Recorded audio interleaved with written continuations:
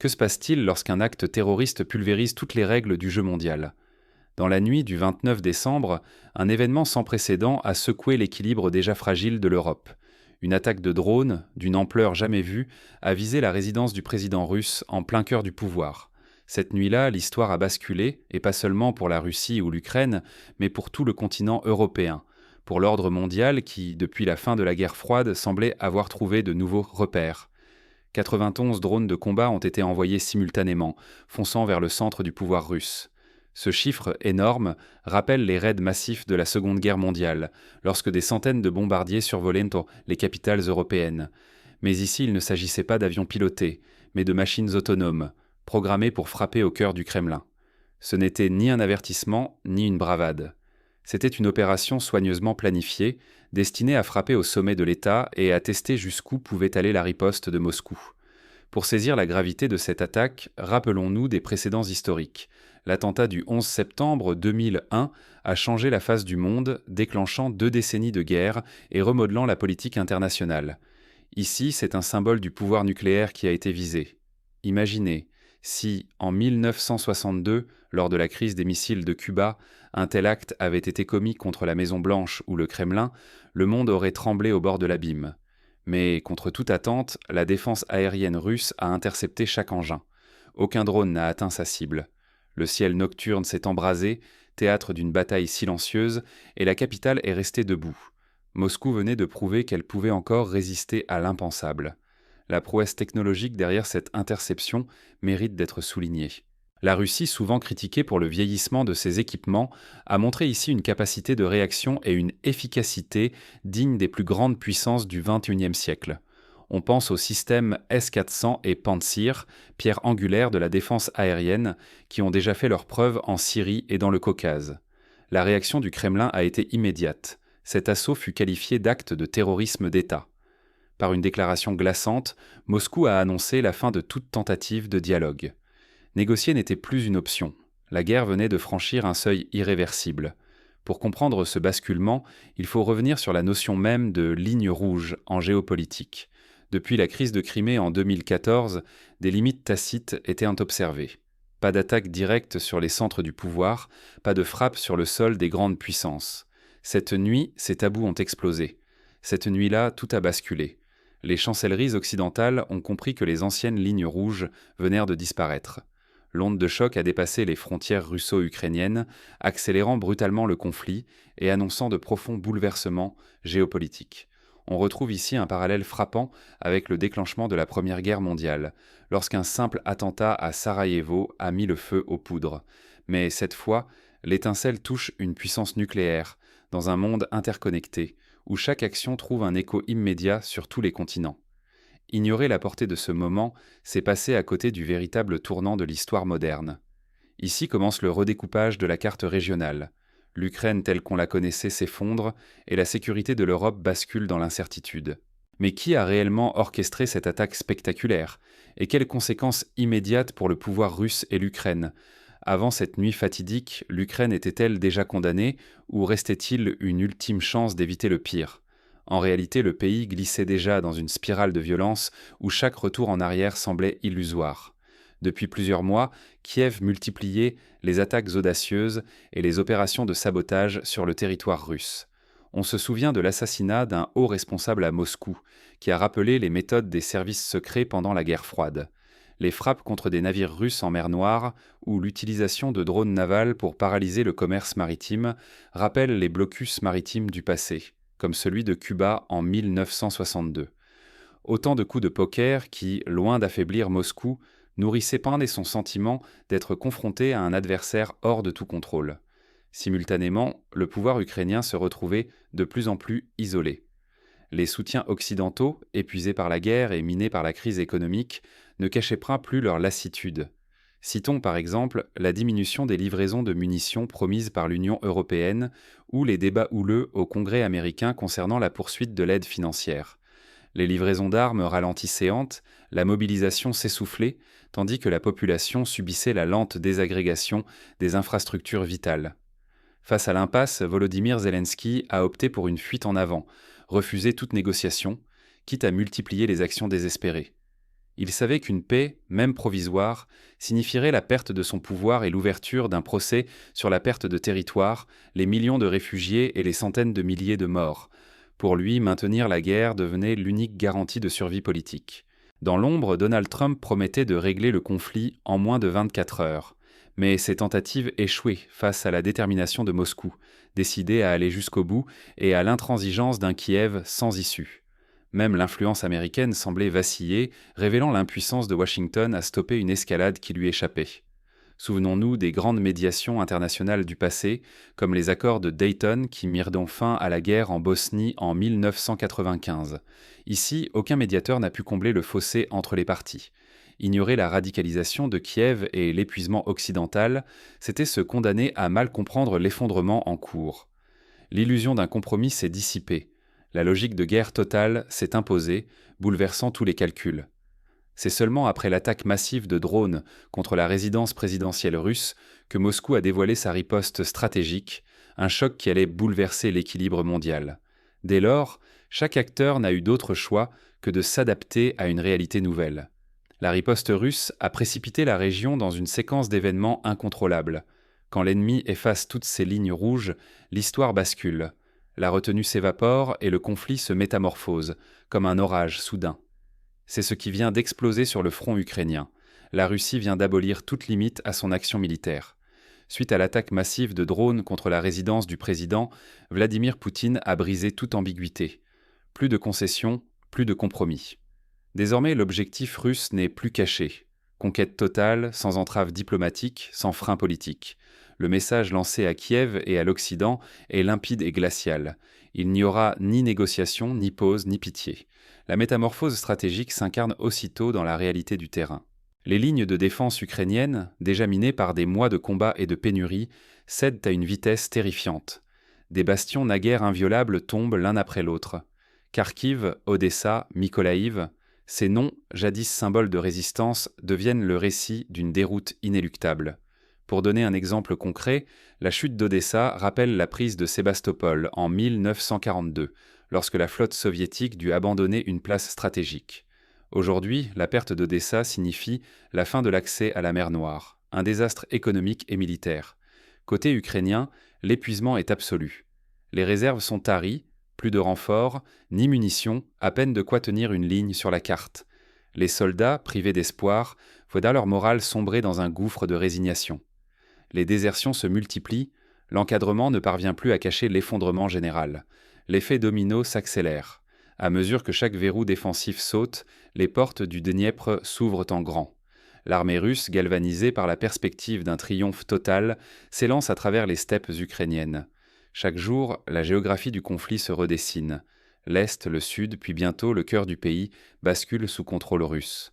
En quelques semaines, la vie de millions d'Ukrainiens chavire. Les routes de l'exode débordent, tandis que l'État lui-même vacille. À Kiev, incertitude, peur et panique gagnent les rues. L'idée d'une Ukraine souveraine s'efface dans le tumulte des armes et la stupeur collective. Ce moment de rupture, où la Russie franchit toutes les lignes rouges, n'est pas seulement une débâcle militaire pour Kiev, c'est la fin d'un monde pour l'Europe. La carte régionale se recompose et une nouvelle réalité s'impose avec une violence inédite. Mais derrière ce choc, une question s'impose. Comment l'Occident va-t-il réagir à cette déflagration géopolitique ? Les conséquences de ce bouleversement ne font que commencer à se faire sentir. Prenons pour exemple la réaction de la Pologne et des États baltes, qui face à l'avancée russe, renforcent leur coopération militaire et réclament une présence accrue de l'OTAN. La Finlande, tout récemment entrée dans l'Alliance, voit ses frontières militarisées du jour au lendemain. À quoi ressemble un pays privé de la mer, amputé de ses industries, isolé sans alliés solides pour le soutenir ? C'est la question glaçante que pose la tragédie ukrainienne. Ce qui se joue ici dépasse la simple défaite militaire. C'est une mutation géopolitique et économique dont les conséquences marqueront des générations entières. La stratégie russe, désormais déployée avec une précision implacable, vise bien plus que les territoires déjà disputés. L'annexion s'étend. Kharkiv, Soumy, Dnipropetrovsk, Kirovograd, Odessa, Nikolaïev. À chaque oblast absorbé, l'idée d'une Ukraine souveraine, telle qu'on l'a connue depuis la chute de l'Union soviétique, s'efface un peu plus. Mais c'est avant tout la disparition totale de l'accès à la mer Noire qui scelle le sort du pays. Privée de ses ports et de ses routes maritimes, l'Ukraine résiduelle se retrouve étranglée. Exporter ses céréales, importer les biens nécessaires à la vie ou à la reconstruction, tout devient impossible. Les usines qu'on a déjà éventrées ne renaîtront pas. Les récoltes partiront à vil prix chez les voisins ou seront accaparées par l'administration d'occupation. Les derniers espoirs industriels sombrent dans le silence et la poussière. Pour illustrer, rappelons que dans les années 2010, près de 40% des exportations ukrainiennes dépendaient tant de la mer Noire. Aujourd'hui, cette fenêtre se referme brutalement. Décapitée de ses régions les plus productives, l'Ukraine amputée n'a plus d'autre choix que de dépendre entièrement de l'Occident et de ses voisins. Mais cette aide, loin d'être acquise, sera conditionnée à une austérité sévère, voire à une vassalisation politique. Pour la population épuisée par la guerre, il ne reste que l'exil ou la résignation. Ce bouleversement territorial provoque un séisme dans toute l'Europe. Les frontières héritées de la fin de la guerre froide vacillent. L'idée même d'intangibilité des frontières s'effondre. Jamais, depuis la chute du mur de Berlin, le continent n'avait connu pareille recomposition imposée par la force. La Pologne, la Roumanie et d'autres voisins sont tapés dans une spirale de doute et de rivalité naissante. La débâcle symbolique de l'OTAN marque une rupture brutale avec l'ordre international établi depuis plus de 3 décennies.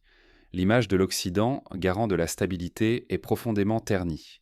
Les promesses de protection faites à Kiev, répétées année après année, apparaissent désormais creuses. Cet échec offre un précédent rêvé à d'autres puissances révisionnistes. Pour prendre un exemple, la Chine observe la situation avec attention, se demandant si un précédent pourrait être appliqué à Taïwan. Les Balkans, toujours fragiles, voient de ressurgir de vieux démons, des revendications territoriales gelées depuis les années 90. L'enjeu dépasse de loin le sort ukrainien. Il s'agit de la sécurité de l'Europe, de la crédibilité des forces occidentales et de l'équilibre géopolitique mondial. À mesure que s'impose cette nouvelle réalité, chacun doit mesurer la portée du basculement, une fracture historique dont les répliques dépasseront largement la région. Mais derrière les cartes et les rapports de force demeure une interrogation obsédante. Que retient-on collectivement de cette accélération tragique ? Que signifie vivre dans un monde où la diplomatie recule devant la force, où le destin d'un peuple peut basculer en quelques semaines ? La question n'est plus seulement celle de l'Ukraine, mais de la vulnérabilité de tous. Dès lors, que reste-t-il à espérer ou à redouter dans cette nouvelle ère incertaine ? Et si la véritable erreur avait été de croire que tout restait négociable ? Cette crise n'est pas le fruit d'une fatalité, mais l'aboutissement d'un enchaînement de choix et de signaux ignorés. Penser que la diplomatie pouvait subsister face à la montée des périls fut la dernière illusion de la guerre en Ukraine. La première leçon est sans clair, la diplomatie n'a pas survécu à la logique de l'affrontement total. Dès que la résidence du président russe a été frappée par une attaque de plusieurs drones, toutes les conventions silencieuses et les lignes rouges ont explosé. Moscou a immédiatement perçu cette opération comme un point de non-retour, déclenchant une riposte sans limite. Mais pouvait-on vraiment ignorer les signes d'un basculement radical ? Ceux qui observaient attentivement la suite des événements, sabotage audacieux sur des infrastructures russes, attaques répétées de drones sur le territoire national, provocation verbale de Kiev, pouvaient voir se dessiner un schéma d'escalade presque inévitable. Les signaux faibles étant là, refus obstiné de négocier, actes désespérés, surenchères médiatiques et militaires. Pourtant, beaucoup de décideurs occidentaux sont restés attachés à des scénarios de compromis désormais irréalistes. La surenchère de Kiev a fermé toutes les portes à la négociation. Dans une spirale autodestructrice, les autorités ukrainiennes ont choisi l'affrontement total, refusant toute main tendue, même face à l'effondrement imminent. Ce choix n'a pas renforcé l'Ukraine.